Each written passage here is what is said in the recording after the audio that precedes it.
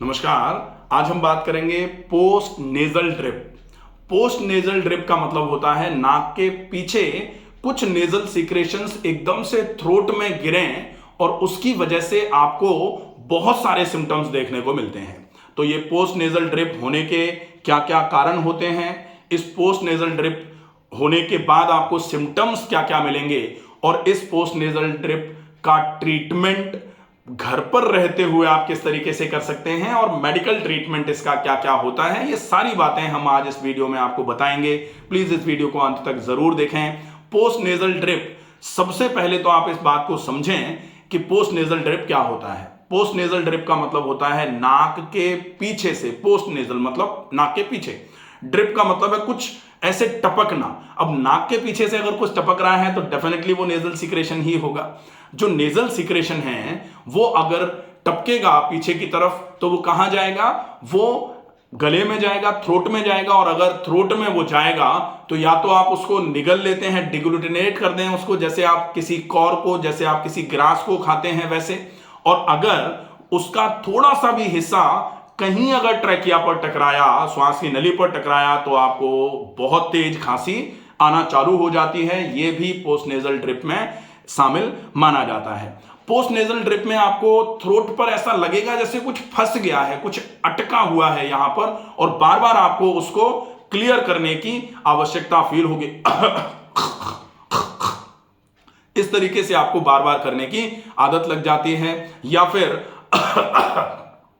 ऐसे करके बहुत सारे लोग कि कफ करते हैं, वो वहां से जाता है और फिर वो जैसे ही थ्रोट में अंदर की तरफ जाता है तो उसको निगल लेते हैं। हालांकि ये नहीं किया जाना चाहिए। जो भी कफ निकल के बाहर आ रहा है उसको साथ के साथ बाहर निकाल दिया जाए, वो ज्यादा अच्छा रहता है।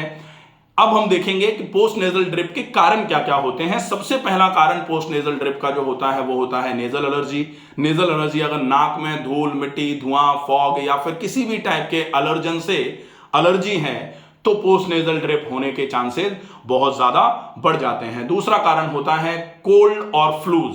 तो जब भी आपको जुकाम होगा या कोई भी फ्लू होगा, ऐसे समय में आपको बार बार करके नाक बहेगी, बाहर की तरफ भी गिर सकती है या फिर नेजल सिक्रेशंस गले की तरफ भी जा सकते हैं, वो भी एक कारण माना जाता है।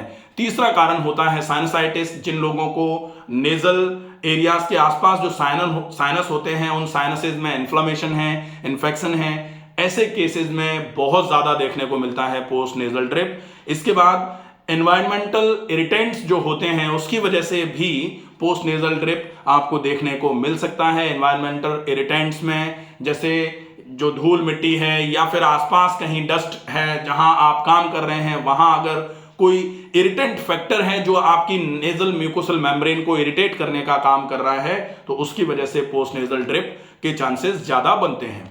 एक प्रॉब्लम होती है, वैसे तो प्रॉब्लम है GERD, गैस्ट्रिक ट्रबल जो होती है उसमें रखी जाती है, डाइजेस्टिव डिसऑर्डर है ये। लेकिन GERD जिनको होता है उनको भी पोस्ट नेजल ड्रिप बहुत ज्यादा देखने को मिलता है। इसके अलावा एक प्रॉब्लम और होती है जिसको बोला जाता है वैसोमोटर राइनाइटिस, जिसमें ओवर सेंसिटिव नोज हो जाती है। नाक इतनी ज्यादा सेंसिटिव हो जाती है जैसे कि थोड़ा सा भी धूल मिट्टी जाएगी नाक बिल्कुल बंद हो जाएगी। तो ओवर सेंसिटिव नोज जो है उसकी वजह से भी आपको पोस्ट नेजल ड्रिप देखने को मिलेगा। ये इतने सारे कारण होते हैं पोस्ट नेजल ड्रिप के होने के। अब हम देखेंगे पोस्ट नेजल ड्रिप के साथ आपको सिम्टम्स क्या क्या मिलेंगे। तो सबसे पहला सिम्टम जो है वो नाक से गले में म्यूकस जो एकदम से जाता है, वो तो पोस्ट नेजल ड्रिप है ही। पोस्ट नेजल ड्रिप का मतलब ही होता है नाक से गले की तरफ, नीचे की तरफ कुछ टपकना। तो नाक से गले की तरफ म्यूकस का जाना एक ये सिम्टम है, ये एक लक्षण है जो पोस्ट नेजल ड्रिप में आपको देखने को मिलेगा। बार बार एकदम से गले की सफाई जो करने की आदत जो बन जाती है वो भी पोस्ट नेजल ड्रिप का ही हिस्सा माना जाता है। गले में बहुत ज्यादा खराश रहेगी, सोर थ्रोट जिसको बोला जाता है, बार बार खांसी। ये खांसी जो है विशेष तौर पर रात को ज्यादा होती है। रात में अगर बार बार करके खांसी आ रही है और बार बार आपको ऐसा लग रहा है कि नाक से कुछ गले की तरफ जा रहा है, तो डेफिनेटली ये clear case of post nasal drip है। इसके बाद आपकी स्पीच जो है वो गर्गलिंग स्पीच टाइप की हो जाती है, घरघराहट वाली आवाज हो जाती है। तो घरघराहट वाली आवाज जो है वो पोस्ट नेजल ड्रिप में आपको देखने को मिलेगी। और एक जो सिम्टम है वो गले में, मैंने पहले भी बताया हुआ है, गले में आपको ऐसा लगेगा जैसे कुछ फंसा हुआ है, कुछ अटका हुआ है, एक लंप जैसे आपके गले में फंस गया है, ऐसी फीलिंग आपको इस पोस्ट नेजल ड्रिप के केस में देखने को मिलती है। अब हम देखें कि आप इस पोस्ट नेजल ड्रिप का ट्रीटमेंट किस तरीके से कर सकते हैं। तो सबसे पहले एलोपैथी मैनेजमेंट जो होता है, जिसमें मेडिसिन का उपयोग किया जाता है, ये आप पोस्ट नेजल ड्रिप को यहां जो एंटी एलर्जिक्स हैं इनके उपयोग से इस समस्या को खत्म कर सकते हैं, क्योंकि यहां हमने कारणों में एक कारण एलर्जी देखा था, तो एंटी एलर्जिक्स का यूज करेंगे तो आपको पोस्ट नेजल ड्रिप में for time being, for shorter period of time, क्योंकि यहां एंटी एलर्जिक का यूज करेंगे उससे एलर्जी खत्म तो होती नहीं है, लेकिन यह है कि एलर्जी आपको फॉर सम टाइम नहीं फील होगी। तो एंटी हिस्टामिन्स जो एंटी एलर्जिक्स होते हैं उनका यूज करके आप पोस्ट नेजल ड्रिप का ट्रीटमेंट कर सकते हैं। ट्रीटमेंट मतलब सिम्टोमेटिक मैनेजमेंट कर सकते हैं।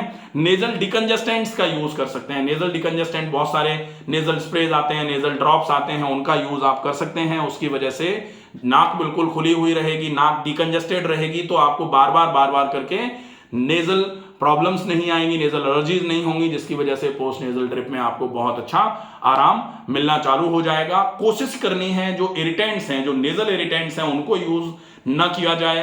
और स्पेसिफिकली आप अगर स्मोकिंग करते हैं और पोस्ट नेजल ड्रिप का केस है आप, तो फिर आपको स्मोकिंग को तो क्विट करने की आवश्यकता कंपलसरी पड़ेगी ही। अगर आप चाहें कि स्मोकिंग क्विट नहीं करेंगे और पोस्ट नेजल ड्रिप ठीक हो जाए, बहुत मुश्किल है, बहुत ज्यादा मुश्किल है। आपको स्मोकिंग को क्विट करना ही पड़ेगा। इसके बाद आप ह्यूमिडिफायर्स जो होते हैं इनका यूज कर सकते हैं। जैसे आजकल जैसे बहुत सारे लोगों को स्लीप एपनिया की समस्या है, नाक एकदम से बंद हो जाता है, चौक हो जाता है, सांस नहीं आ रही होती है, तो फिर वो सीपैप मशीन लगाते हैं, उसमें ह्यूमिडिफायर रहता है, पानी रहता है, उस पानी में से ह्यूमिडिटी जो है एयर के साथ में नाक की तरफ जाती है। तो ह्यूमिडिफायर्स का यूज आप कर सकते हैं, कराया जाता है जनरली।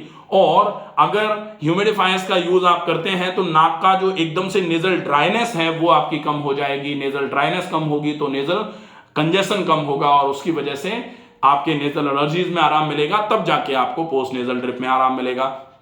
लेकिन ये जो है ये ट्रीटमेंट कहा जाता है, मेरे हिसाब से ये सिम्टोमेटिक मैनेजमेंट है। सिम्टोमेटिक मैनेजमेंट अगर आपको बहुत ज्यादा दिक्कत लग रही है तो आप इस तरीके से कर सकते हो।